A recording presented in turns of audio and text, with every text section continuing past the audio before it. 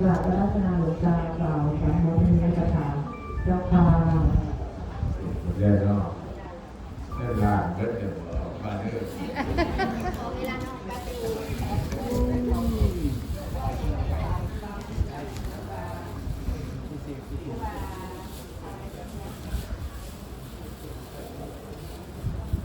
มาจากลาวสองลาวรับอยู่ธนาคารตัวทะเลติดไม่เท่าไหร่ก็ช่างมันเถอะ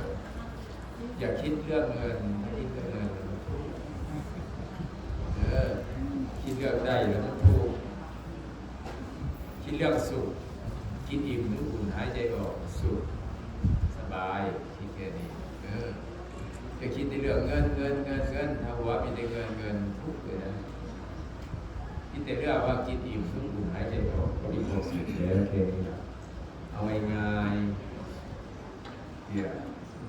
ดวงตาไม่ค่อยคิดถึงเรื่องเงินเท่าไหร่เลยสบายเดี๋ยววันดวงตาบางที่เขากับแพร่กันอยู่ได้วันพระกับแพร่กันทีนึงถ้าเขาคนกับโบมี่ก็ยากใจเหมือนกันดวงตาว่าจะแพร่กันดอกเว้ยแพร่กันที่ยากแพร่กันให้มีโบมี่ก็ยากให้หายก็หายให้อยากหายก็ไปหายเองพอหายก็ยากว่ามันก็ต้องใส่เข้าใจบอกใส่เท่าที่มันมีก็พอแล้วอะไรบ้างไปจะแพร่อย่าพอกันยากเข้าใจขอแต่เวลามันไม่มีก็ยากหัวใจมีมันก็ไปจะไข้ก็ยากหัวใจแมนหรือบ่แมนนั่นเรียวจะให้มึงยากหัวใจมันเป็นบาปหัวใจหมดพูดเรื่องสบายใจใครจะสบายใจมีปากให้สบายใจให้บุญให้และหนักใจทุกได้ใจบาปจำไปเลยอย่าเพกันหลายไปถ้าเป็นลูกศิษย์ลูกตาอย่าเพกันหลายถ้าเป็นลูกศิษย์ลูกตากระยาจะเพโลถ้าเป็นลูกศิษย์ลูกตาจะเพกันหลายมันลำบากใจเนี่ยปล่อยฟังกับคักอย่างศีลามันสบายใจแต่ว่าคักก็ทุกหัวใจอยู่ละเวลามันไม่มีหรือมันมีอยู่มันทางหน่อยมันข้อที่ใส่เจ้ากันดีมันถือว่าแล้ววันนี้ไปให้จะได้จบก็ยากค่ะที่คุกอยู่หัวใจค่ะเข้าใจหมดเลยเข้าใจกันอยู่บ่เดี๋ยวก็เข้าใจกันลูกตาว่าจักดอกลูกตาน่ะผมเคยถือเพเดี๋ยวว่าขึ้นเพื่อหัวใจสุเจ้านั่นละมีหัวใจอยู่ทุกคนให้เป็นทีขึ้นพ่ออยู่บ่เดี๋ยวว่าเต้นหาเป็นยัง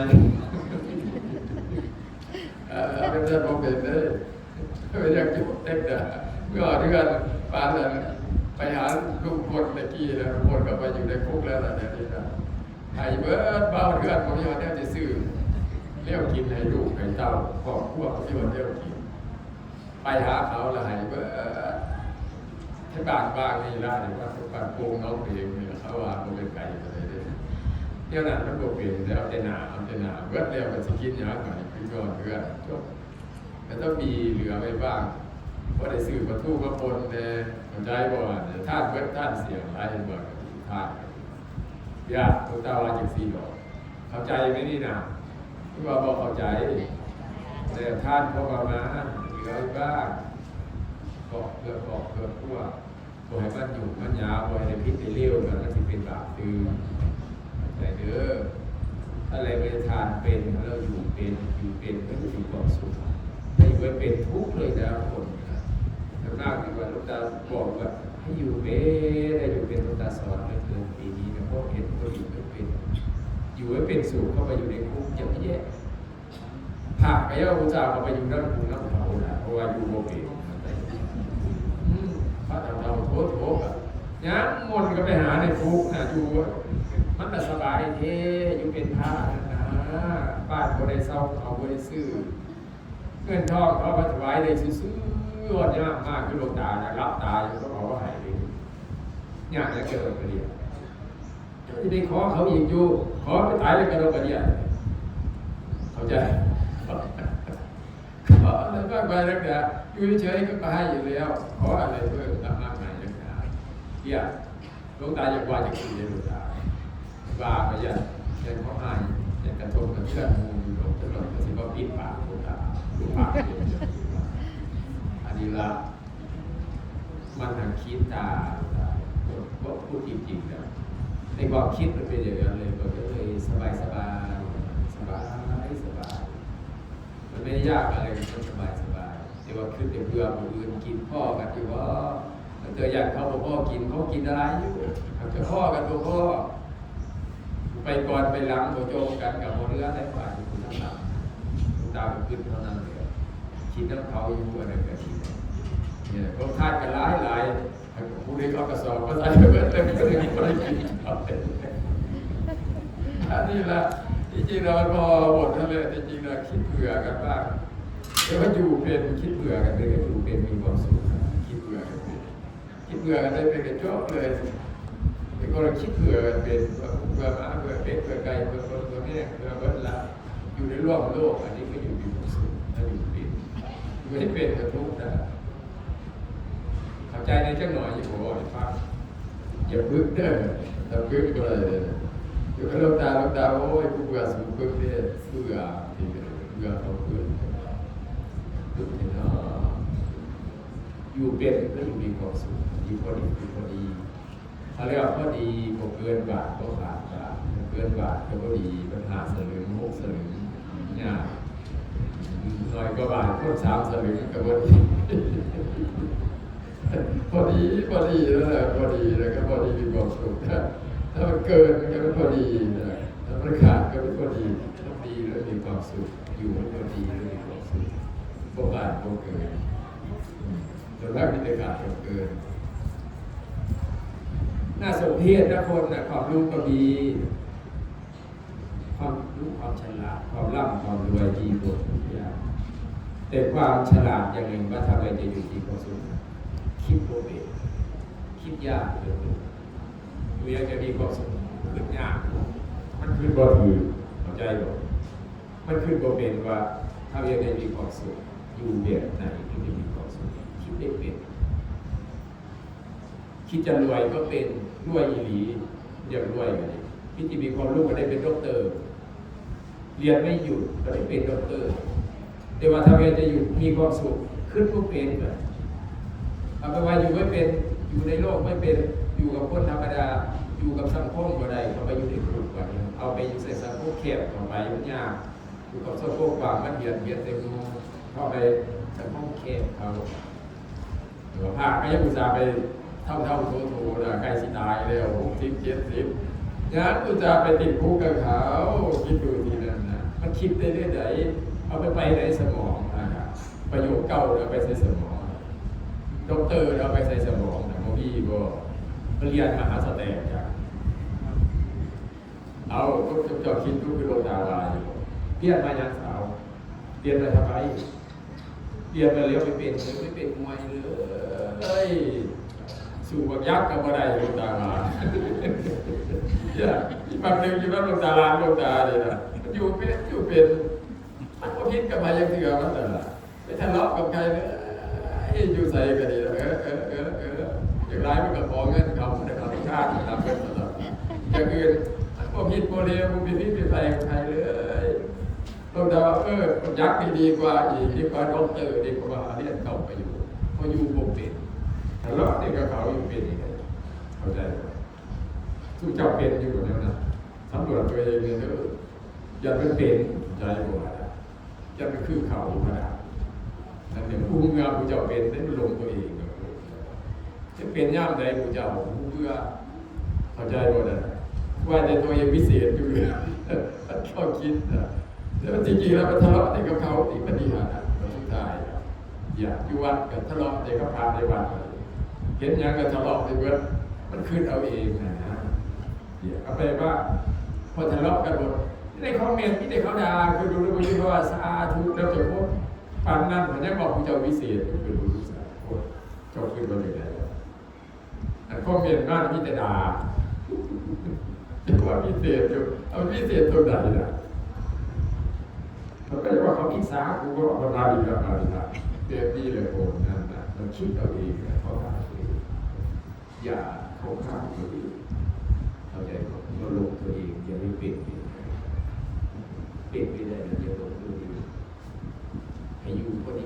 อยู่เป็นบอกย้ำอยู่เป็นกว่าเราทว่าแล้วก็ทะเลาะกับใครไปใส่กับเพื่อนกินเขา อันนั้นเขาเอ่ยเขากินเขากายเขาไปแล้วว่างานกายกินเขาอยู่ในโต๊ะเขากินกับเต็มนึงแล้วว่าเขาเอ่ยเขากินเลยแสดงว่าเจ๊ก็บอกยักษ์อิ่มเนาะอันนี้ไม่เรียกกินเขาไม่ได้กินเขาโอ้โหเขาไม่ยิงมาดิเนี่ยเป็นพระไม่ดีเห็นเลยจะไม่เรียกกินข้าวอีกมันอิจฉากูอิจฉาอย่างกูจะบอกกูจะถึงอ่ะมีอะไรดีนักหนาน่ะนี่แหละคนความคิดคนนะอันนี้แหละเราทำว่าตรวจตาตัวเองแก้ไขตัวเองเลยแก้ของเจ้าได้หลายจะไม่คิดในแบบนั้นคิดในแบบนั้นใช้ไม่ได้แก้ตัวเองเสมอมีศีลมีธรรมนั่นเองอย่างน้อยที่สุดก็ไม่ติดคุกมีศีลนะไม่มีเรื่องไม่มีปัญหาไม่ถูกบูลลี่ตัวไม่ลงหัวใจบอกว่ามีศีลมีสมาธิจิตไม่วุ่นวายมันเป็นโรคประสาทมันเป็นโรคซึมเศร้ามันเป็นโรคเครียดมันเป็นบ้าตายก็ตายมีศีลกับธรรมแล้วคุ้มครองรักษาตัวเองธรรมโมหะเวนะปฏิฆาจารีธรรมในเรื่องรักษาที่ประพฤติธรรมให้ประพฤติธรรมธรรมรักษาพระเจ้าให้สงบร่มเย็นเป็นสุขดีงามโดยที่ถูกโดยที่ฆ่าโดยที่เลือกโดยที่ด่าโดยที่ดีทั่วโลกเขาจะ有มีศีลตัวที่ถูกก็เป็นคนบุญทั่วโลกก็เป็นมีศีลเชื่อหรือไม่เชื่อเชื่อว่าอย่างเขาเชื่อมาล่องบางที่เริ่มก็เห็นเลยนะเข้าใจหมดเลยลองดูก็ได้ดีชั่วที่เราไม่ได้ทำเอาเองทำได้แก้ได้แก้ที่จิตร่างกายจะแก้ไม่ได้เกิดว่าเมื่อแก้ไปถึงที่ตายแก้ไม่ได้ก็แก้ไม่ได้แก้ไม่แก้ไม่ได้ท่าไม่ได้ก็ไม่รู้หรอกจะท่าหลายใจบอกหลังเงินเยอะเอาไปใส่เดี๋ยวอื่นถ้าไม่ได้กระเถาคือกับคนแล้วที่คนรู้หรอกเอาใจบอกกินยาไปไหนยาบำรุงซื้อมาคนละล่างคือเก่าก็มันมีคนไม่เก่ไม่เจ็บไม่ตายก็ได้เพราะมันซื้อมากินทำได้ถึงเหลือปัญญาท่าอะไรสัตว์มันอยู่ตายจ้างว่าเนาะเกี่ยวกับตายจากมันถึงจะทีมกันเป็นจิตแต่อยู่กับเราตลอดการละนานไม่มีคำว่าจากการจนเข้าสู่นิพพานจิตก็ยังเหลืออยู่เข้าใจหมดยังอยู่แล้วกันอยู่คือเก่าจิตมันไม่หนีจากกันหรือว่าบำรุงเยอะๆจิตดีเพราะต้องอยู่ด้วยกันตลอดไปร่างกายนี่ช่างมองไม่เห็นเธออีกเลยก็เดี๋ยวตานี่เลยจริงเข้าใจกว่าดีนะอย่าแพงมันหลายกว่าดีนะไอ้ญาติมันเป็นอย่างเดียแพงขี้ภาษาโบราณว่ายังก็บ่ได้เหยียบขี้ไก่บ่พอเขาว่าสู้ยังก็บ่ได้จะถึงไปตายอันนี้ก็สิเป็นอันนั้นก็สิเป็นยากเลยเนี่ยนั่นก็บ่ได้อันนี้ก็บ่ได้มันรักอะไรนักหนาเกิดว่าจะไม่ตายจากกันอยู่กี่ปีอีกเป็นกี่ปีไปเลยไปเลยจำไม่ได้เราใจอนุโมทนากับทีมโยดาที่จริงก็กระถิ่นนะได้บุญเยอะเพราะได้ก่อนพระผมนี่พาที่นี่เดินก็ออกพรรษาแล้วก็ขาดเบื่อเนี่ยพาพระกดีพระผมนี่พาสี่องค์มันเบื่อพาเอามาถวายก็ได้บุญเยอะจริงๆเพราะว่าปลื้มเหลือเกินเปิดอึดเลยได้หายอยู่นะให้คนทุกข์คนยากให้คนเอาเข้าไปใช้จริงๆคนได้ก็ดีใจคนให้ก็ดีใจภูมิใจปลื้มใจหรือว่าได้บุญเยอะฟังดีๆเด้อเดี๋ยวนี้เรามันเป็นประเภทนี้เป็นเวลาไม่ใช่หลวงตาว่าเป็นประเภทนี้ผ้าจริงๆกับหลวงตาใส่กับท่านได้ขาดอยู่ที่ใส่ขาดทีเดียวว่าให้อีกแล้วปีด่ากับท่านได้ขาดอยู่ว่าให้อีกแล้วหลวงตาผมอยู่ตัวนั้น10 ปีเลยจะท่านได้ขาดอยู่หลวงตากระป๋าไปหันมาพอจะได้ผมยอมจังได้หลายโบสถ์เข้าใจบ่มันก็ได้อานิสงส์ในบุญถึงว่าได้น้อยลงทำไมบุญได้น้อยลงเพราะผมคือผู้ใดก็ได้ไปกับซื่อๆอยู่ผู้ใดก็ดีผู้ใดก็ให้ได้กับซื่อๆอยู่อันตะกี้ผู้ใดก็ดีใจเหลือเกินโอ้ยผ่ากระขาดพอดีมาได้เกี่ยวขาดคิดว่ามีเดียวใส่ผู้ใดก็ดีใจเหลือเกินในไอ้โอ้ยไม่ได้ห่มผ้าคันจะผ่าขาดที่ได้ห่มเพราะเขาไม่ได้ใส่เนี่ยได้ผ่าเข้าดีหรือว่าเอาไปมันปลื้มใจก็เลยได้บุญเยอะฟังดีๆเลยผู้ที่เป็นประเภทนี้แข่งกันคือได้เงิน วัดหลวงตาสิงห์ทรัพย์ใน70 ล้านหลวงตาอะไรเงินบาทรัฐไทยไอ้100 ล้านก็มีแต่กินเล่นข้ามได้1,000 ล้านแต่กินกระถินนี่ครับหลวงตาอย่างไรได้200,000นี่ก็บุญแล้วที่ถึงสูงกระยามันบริตีบ่ต้องน้อยใจซื่อๆอยู่บ่ซักอ่อนไผเข้าใจบ่ได้กินอิ่มก็บุญหายใจออกอยู่ยากหยังบ่มีหยังครับบ่ได้กินอยู่บ่ได้หกอยู่บ่นอนมีบ่มีอยู่ยากหยังครับบ้าเข้าใจบ่ล่ะมันยากแสดงว่าบ้าเองยากเขาลืมอย่าลืมพวกญาติคนลืมทุกข์เลยเข้าใจบ่ว่าอย่าลืมพวกญาติคนลืมทุกข์หยังซะพ่อซะเข้าใจหรือบ่เข้าใจ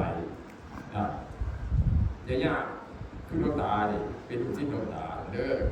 คือดวงตาดิบ่ต้องยากนี่กินแล้วกินวิจัยแล้วใส่ตายจบ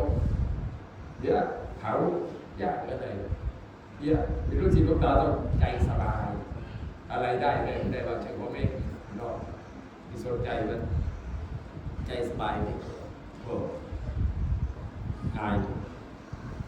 เฮ็ดเอาเลยเรื่องง่ายเรื่องอย่างเรื่องอย่างพิษในการปฏิบัติใจ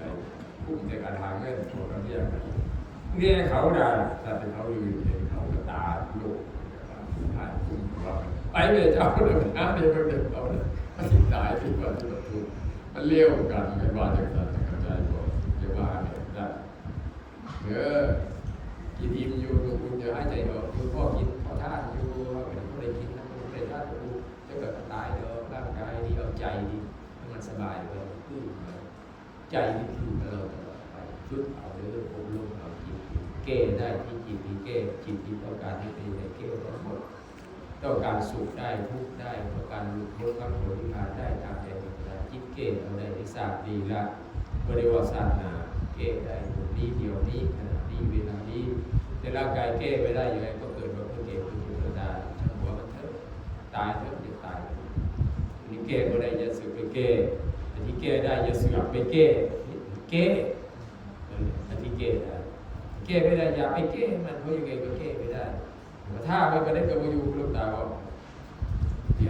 ดึงไม่ไปได้กับวิวดึงไปดึงมากมันจะรับตากับล้มกว่าทีละนอนมืดตาอยู่ก็ดึงข้างหลังดึงข้างหลังอยู่หลายบาททีละตาข้างเธอมันที่เป็นแบบนั้นเราถ้ามันเป็นแบบนั้นจิตแก้มันหลายร่างกายแก้จิตทีเดียวคนมาดูแก้ในร่างกายนี่มันยุ่งไปจิตไม่มีใครแก้จะแก้จิตแล้วไปติดคุกไปติดคาไม่เป็นเรื่องเป็นราวไม่ต้องทะเลาะกันไม่ถูกบูลลี่ถูกทวนอย่าบอกจังซีละอย่าคนปึ๊บเอาตัวอย่างฟังว่าข้างไหนเขาเลยฟังคนจะอินจีนเข้าใจบ่ท่านว่าแล้วมันจะขายมันจะถึงเจ้าเรื่องของข้าเข้าใจบ่เข้าใจหรือบ่เข้าใจอะไรแต่ว่ากับว่าคอมเมนต์น้องตาลองไปสอนเข้าใจบ่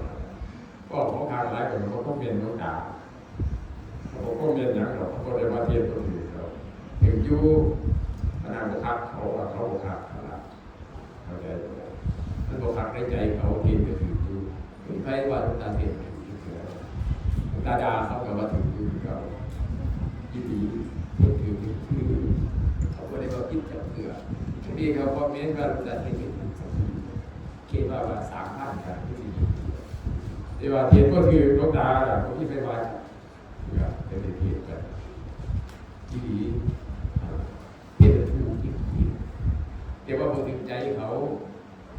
บางทีไปว่าเขาหลายเรื่องหัวเรื่องเบี้ยกับพวกเราคอมเมนต์จักให้เราเรื่องหัวเรื่องเบี้ยเนี่ยกับประเด็นของเขาว่าคอมเมนต์ไปหลายเทศบ้างเพราะว่าก็คือความเทศของพระพุทธเจ้าเราเทศได้ไงตรงนี้เห็นแล้วแต่ว่าผู้กับพระเป็นพระพุทธเจ้าแต่ว่าผู้อะไรเบี้ยคือผู้อะไรที่หลวงตาว่าแล้วคนว่าหลวงตาผมคือพระอรหันต์หลวงพ่อหลวงปู่รอเป็นพระอรหันต์ที่ว่าทิ้งเทงของว่าหลวงตาผมก็ไม่ได้ว่าคุยพระอรหันต์เป็นหลวงตาหลวงตาเป็นหลวงตาเสือก็รู้ว่าได้ว่าเป็นด็อกเตอร์เป็นมหาปริญญาหลวงตาเป็นพระหลวงตาเสือจะบอกอยู่เข้าใจบ่ล่ะปฏิมาข้อเมนยังหลวงตาเนี่ยข้อเมน50 แตกหลวงตาอีกก็จะเริ่มเร็วแล้วนะ ผ กูนี่กูอยากตอบกูตอบกูตอบว่ายุคเสียงมาฟังกูอยากถามกูเลยว่ากูเป็นพระเจ้ากูตอบว่าเฮียตอบเดี๋ยวนี้กูตอบนะตอบกูตอบว่าเล่าให้ฟังเลยรู้แต่ว่าจากท่านผู้อ่านได้เกลือคำว่าเล่าให้ฟังก็ว่าให้รู้ตามชื่อมันว่าเสียงอะไรเฮียก็ตอบคืนไปคิดเช่นก่อนเห็นว่าย้อนลงตาตัวเฮียรู้แต่พูดคำเดียวในจุดดีเลยเพราะความจริงมันไม่ได้ปูไม่ได้มีสามภาคไม่มีนอกไม่มีในมีหนึ่งองค์จริงไม่ใช่อะไรไม่มีตัวการช่วยแต่ไม่มีจุดเลยเก็บเอาว่าบอกเบิดเลยผ่อนเกณฑ์มันเหลวเบิดเดี๋ยวจะเก็บไปซะอีกเบิดจุดจุดจุดเอาละเพราะว่ามันในเบิดเลยยะถาวะริวะปุรณาภาวิปุริโยติสาธารามิวะเมวะอิโตทินัสสิตานาภุปะกะปะติอิจิตังปัฏฐิตังโมทิปะเมวะสมิจตุสัพเพปุเรนตุสังกปะยะโตปะระระโสยะถาปริโยติระโสยะถาเรียน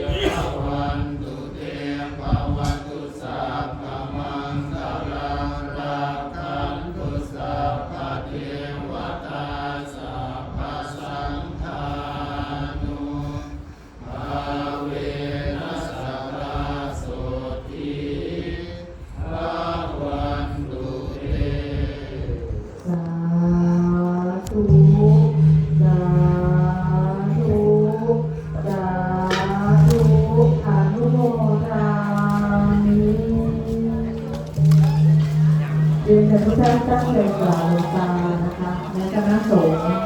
นะคะกราบ